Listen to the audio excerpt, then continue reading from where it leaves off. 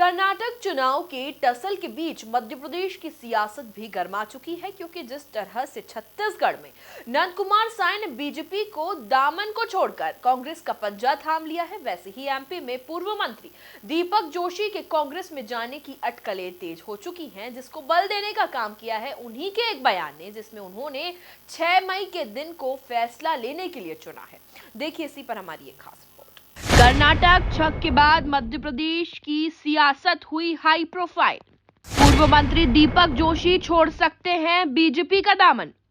6 मई को निर्णय लेने की दीपक जोशी ने कही बात। गृह मंत्री डॉक्टर नरोत्तम मिश्रा ने बीजेपी को बताया जोशी के साथ।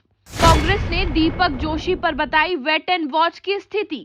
एमपी की सियासी गलियारों में एक ही चर्चा है कि पूर्व मंत्री दीपक जोशी का रुख क्या होगा, क्योंकि उन्होंने संकेत दिए हैं कि बीजेपी से चर्चा के बाद वो 6 मई को अपना निर्णय ले सकते हैं। मीडिया में सुबह से चर्चा चल रही है मेरे को लेकर, मेरे राजनीतिक कैरियर को लेकर और संगठन को लेकर।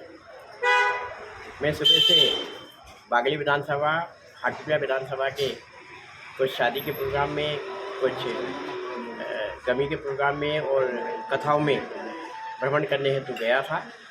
आज जब मैं आया तो प्रेस के साथ यहाँ पर उपस्थित थे।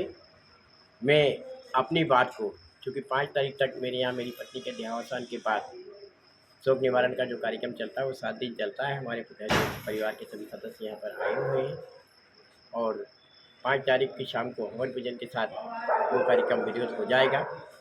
मैं 6 तारीख को भोपाल जाकर अपनी स्थिति से संगठन के दोनों पक्षों को अवगत कराने का प्रयास करते हुए अपना जो निर्णय है उस निर्णय को आगे बढ़ाने का प्रयास करेंगे। वहीं दीपक जोशी को लेकर बीजेपी की तरफ से गृह मंत्री डॉक्टर नरोत्तम मिश्रा की प्रतिक्रिया सामने आई, जिसमें उन्होंने कहा कि दीपक जोशी हमारे वरिष्ठ कार्यकर्ता हैं, हम सब उनके साथ हैं। राजनीतिक संत जिन्हें कहते थे, जिनकी जिस वृक्ष की छाया में नरोत्तम जैसे अनेक लोग पार्टी से जुड़े और विकसित हुए, दीपक हमारे ऐसे कार्य। आप ही को कारण दिख रहा है, मुझे तो कहीं दिखाई नहीं दे रहा। सब साथ में, हम साथ खड़े हैं। वहीं इस मामले पर कांग्रेस की प्रतिक्रिया भी सामने आई है, जिसमें उन्होंने क्या कुछ कहा, जरा आप खुद ही सुनिए। देखिए, न केवल माननीय दीपक जोशी जी बल्कि भारतीय जनता पार्टी के कई वरिष्ठ नेताओं के संबंध में जो हमें जानकारी प्राप्त हो रही है कि वे अपने पार्टी की गतिविधियों से असंतुष्ट होकर और उपेक्षा होने के कारण वो कांग्रेस पार्टी में ज्वाइन करना चाहते हैं। माननीय दीपक जोशी जी का बयान मैंने भी पढ़ा है, परंतु अंतिम रूप से प्रदेश कांग्रेस कमेटी को इसकी जानकारी नहीं है। इस संबंध में अंतिम निर्णय माननीय कमलनाथ जी देंगे और यदि वे कांग्रेस में आना चाहते हैं तो हम पूर्णतया उनका स्वागत करने के लिए तैयार हैं। उनका पार्टी में स्वागत है। वे प्रदेश के एक बहुत बड़े नेता कैलाश जोशी, जो एक संत स्वभाव के व्यक्ति थे, जिनको हम भी बड़ा आदर करते थे, बल्कि मैं और वो दोनों देवास जिले से एक साथ चुनाव भी लड़े हैं अलग अलग सीटों से, तो उनका स्वागत है। 6 तारीख के लिए इंतजार करिए, उस दिन के लिए जो निर्णय होगा वो आपके सामने आ जाएगा। बिल्कुल हो नहीं सकते, होंगे ही। छत्तीसगढ़ में तो आपने देखी ना, वहाँ के पूर्व अध्यक्ष तक ने भारतीय जनता पार्टी छोड़ दी है। तो मध्य प्रदेश में भी ऐसे कई बड़े नेता हैं, पूर्व मंत्री हैं, कई ऐसे लोग हैं जो कांग्रेस छोड़कर भाजपा में चले गए, जहाँ पर उनको लगता है कि उनका भविष्य सुरक्षित नहीं है।